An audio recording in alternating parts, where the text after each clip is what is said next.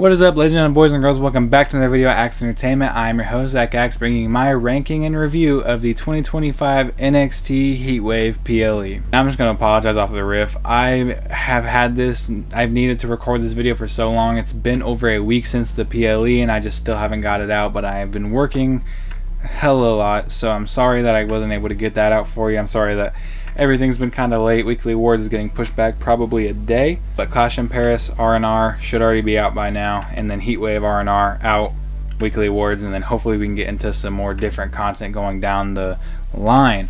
So I'm so sorry that this is so late, but let's get right into ranking the 6 matches from Heatwave. If a match comes in at number 1, does not mean it's great. If a match comes in at number 6, does not mean it's terrible. At number 6 in last place, we have Canada versus America. We have Heights and Steel versus Paige and Green. Now, this match overall, there's something about intergender matches where I feel like, correct me if I'm wrong, but when there's one woman and one man versus one woman and one man in a tag team match in the new age of wrestling, it's always terrible. And I don't know if I'm just like tripping, but I genuinely sat here and tried to think of a match with that context that was good, and I just could not think of one, because it's never good, because there's just constant spots. Oh, I thought of one. Ronda and Kurt versus Stephanie and Triple H. Just prove my point wrong. But that's different. They're all old school. Ronda was new. But anyways, they're usually bad is my point. And it just because there's usually the same stigma of the women can hit the men can't hit the women, and this. I'm not going to go into all the problems I have with this, but I'm just going to say that this match right here was really, really boring. The only good parts of this match, I'd say, was when we saw Alba Fire get thrown by Ethan Page. She wasn't even in the match. She just jumped on to try to jump on to Steel, I think, and Ethan Page caught her and just threw her back when he got suplexed. That was probably the coolest spot of the match, but overall, the match was incredibly boring, and it sucks because the Canadian team is made up of two, tenured great professional wrestlers. Of course, the American team was made up of 2 Olympians that are a little bit more green to the wrestling genre, but pro wrestling genre, I should say. But overall, I just thought this match was incredibly boring to sit through, and especially coming on second to last, I thought was a bad placement for this match. And that sucks because Ethan Page is one of my favorites. Coming in at number 5, we have Jada Parker versus Kalani Jordan versus Lola Vice and a number of contenders triple threat. Now let me just start by saying I do like when we do this on a pay-per-view or a PLE. I like when we have a number of contenders match on a big stage like this, and then we can move heading forward with the winner of that match. Now my problem with this match, and I said this in Weekly Awards, and I'm going to say it again. Why is Kalani Jordan not getting a shot automatically? If you're watching wrestling, right, let's just go back to when Roman Reigns had both the championships. If you're watching wrestling, he has both those championships, and he gets pinned by somebody, they're the next in line. They don't have to fight in any other match. So tell me why the double champion JC Jane gets pinned by Kalani Jordan, and then she doesn't get an automatic title match. She has to go through this triple threat. And I would get it if it was her versus Lola because they both won that match, but kind of would feel like we just throw Jada in here just for the sake of having Jada, which is, don't get me wrong, these 3 women are all great, and I'm glad that we had this match. I just think I think that Kalani should have had this shot in the first place, But we had some cool spots. We had a Tower of Doom spot. Of course, any match like this, we're always going to see pretty much a Tower of Doom spot, which is, of course, a superplex with a power bomb, or how any, whatever different ways we can hit that move. The coolest spot of the match, for sure, was the 450 getting countered into the guillotine lock. That was a very cool spot. Definitely, like I said, best spot of the match. And then it ends with Lola Vice picking up the win, which I'm not mad about. It's just the fact that, like I said, I love Lola Vice. I just wish that we could have seen Kalani Jordan get a shot, or, not even have to be in this match. I think that she had so much more reason to get a shot for the championship than having to be put into a triple threat to earn it. So I thought that was a little weird, but putting that to the side and getting into just the fact that it was a triple threat, it was a pretty good back and forth, a little bit sluggish at times, but Lola Vice picks up the win, and she will be facing JC Jane. And I forgot about predictions. I predicted Team Canada to win 1-0, and I predicted Kalani Jordan to win this match 1-1.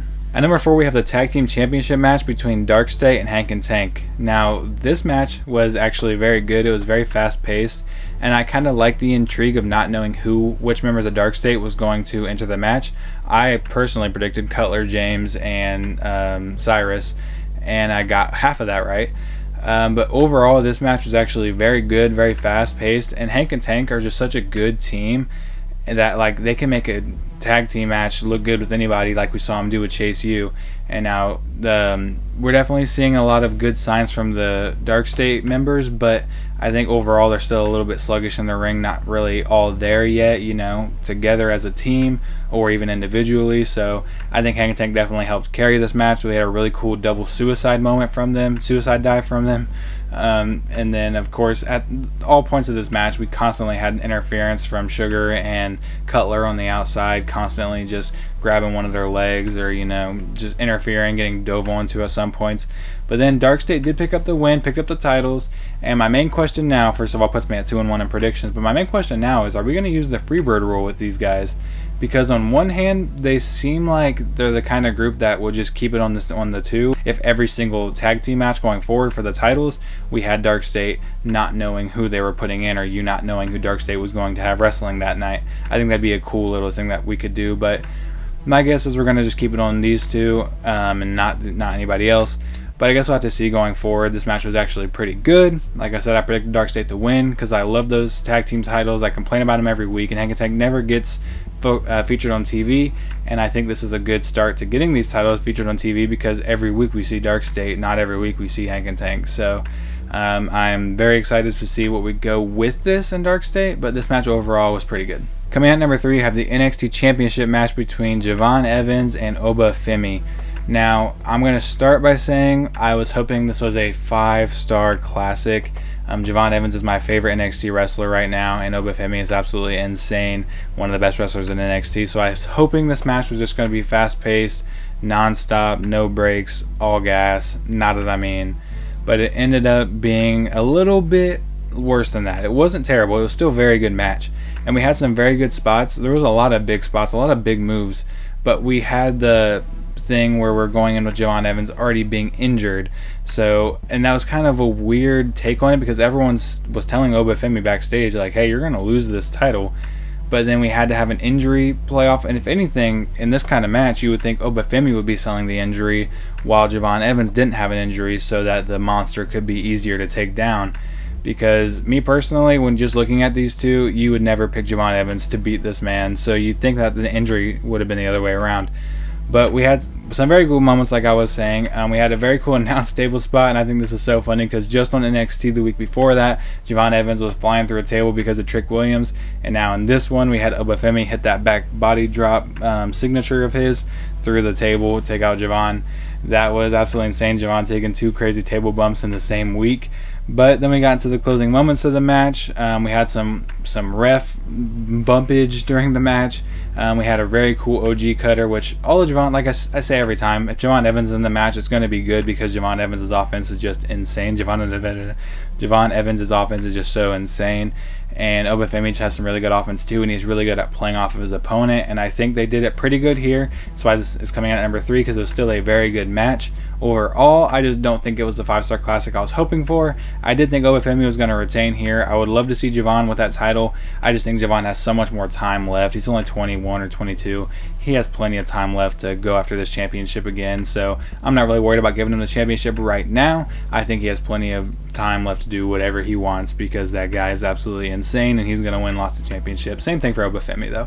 But overall, match was great. I'm rambling a little bit. Puts my predictions at 3-1. At number 2, we have the women's TNA title triple threat between JC Jane, Ash by Elegance, and Masha Slamovich. Now, I don't know what it is about JC Jane, but I guess I didn't know ball, because if you watch, maybe I was just mad because Stephanie Vauquer was gone, but I'm going to go back and kind of trump everything that I said before that, because after Stephanie lost his title to JC Jane, I was talking on Weekly Awards about how this was a terrible decision and I didn't think JC Jane deserved to be the champion.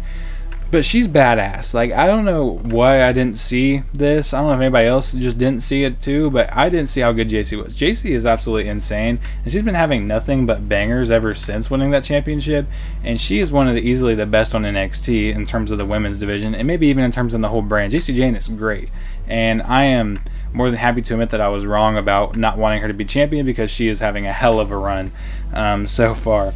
But let's get into some of the match. First of all, we had a rope break spot, and I do this every time.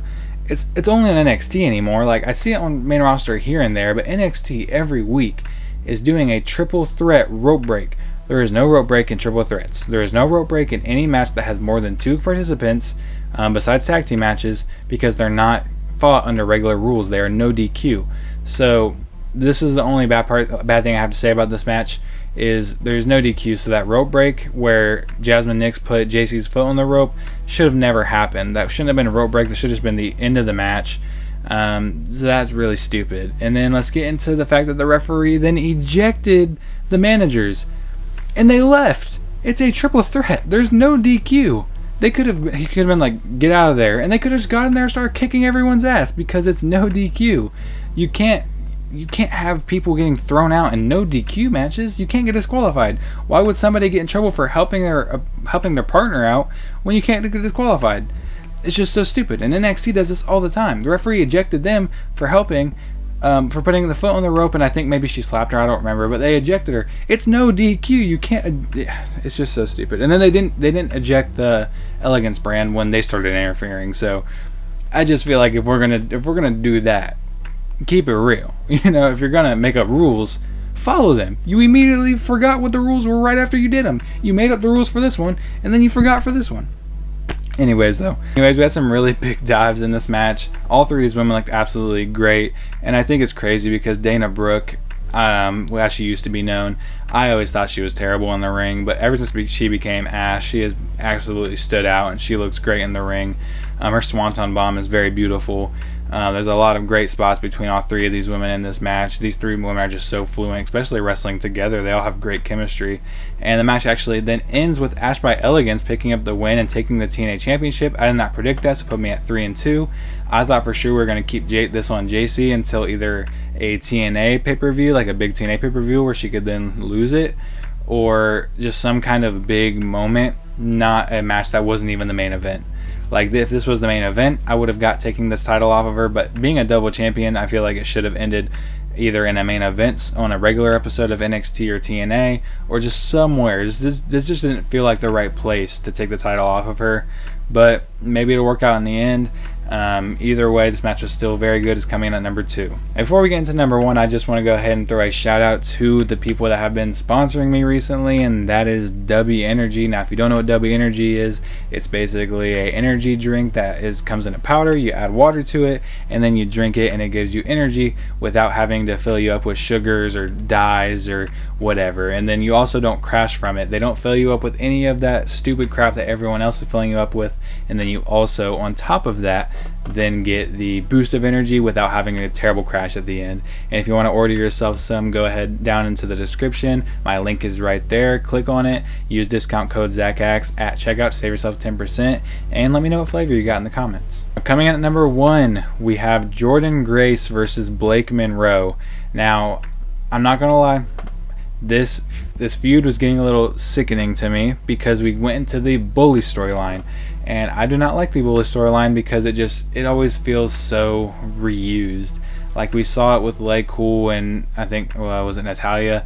We saw it with Nia Jax and Alexa Bliss a couple years ago. And it's just the bully. I hate the bully storyline. That's what we got into, was Jordynne Grace getting called fat, and I think it's just so funny to think about. Like, you're using how she used to look to diss her, but like, she's jacked now and like an absolute monster. Like, I don't get it. I don't understand that. But the match overall was absolutely insane. We saw a great stair slam during this match. We saw a slingshot slam in this match. They were just pulling out like crazy moves, crazy creator wrestler moves. They were just hitting everything. Jordynne Grace hit that move that I really like, where she like counters a suplex and puts the leg over her head and then suplexes. That move is absolutely great. We saw Jordynne Grace hit a second rope powerbomb on Blake Monroe. That move, I thought that move was going to end the match, but that ended up not ending the match. And then I'm on her team.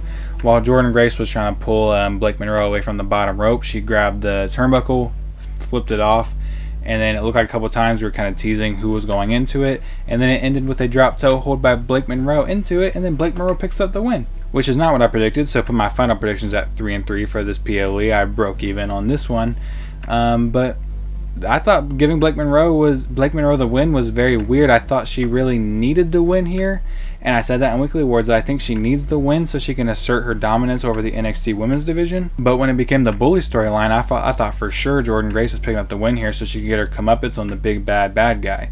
Now the one bad part is this means the feud's going to continue, and I can tell you the feud's going to continue because I already watched NXT. The feud's going to continue, which they had a really good match, so I'm not complaining that the feud's continuing. I just hope we get off of the Bully storyline and get into a different path for these two to follow, because these two are so good and so much better than the stupid Bully storyline. So, and I get it, that's Blake Monroe's character, like, don't get me wrong, I understand that that's Blake Monroe's character, but it's just the Bully part was just so weird. And like, I get she wants to diss people, but that, I don't know, maybe it's just me. But overall, anyways, stop my rambling, this match was very good. It was very fluent, very good back and forth, very big spots between both these women, and these two are definitely two of the best women in NXT, best wrestlers, two of the best wrestlers in NXT, period. And I'm very excited to see where we go from here. But that has been my review of the 2025 NXT Heatwave. If you have any different rankings than me, leave them in the comments. Just tell me your favorite match. If you don't want to leave all your rankings, just tell me if you had a different favorite match than me. And anyways, while you're down there, go ahead and leave a like. If you want to order some Dubby, go ahead and go into that description and click it. Discount code Zack Axe at checkout to save 10%. Subscribe while you're right there, and then if you want to be notified when I drop a video like this one, go ahead and hit that bell, and I will see you guys in the next one. Peace. This happened if I had real tough love, I'm bad at this, and I'm bad for this. Narcissistic tendencies, I don't care about no one else. Narcissistic tendencies, I'm low, so set me on the shelf. Few people ever have my back, yeah, there ain't no doubt about that. I realized for the last two videos I haven't talked into the mic like this, and my girlfriend absolutely hates when I talk into the mic like this, so I'm going to do it at the end of this video just to piss her off. So, hope you did enjoy though. Order some Dubby. Use my name.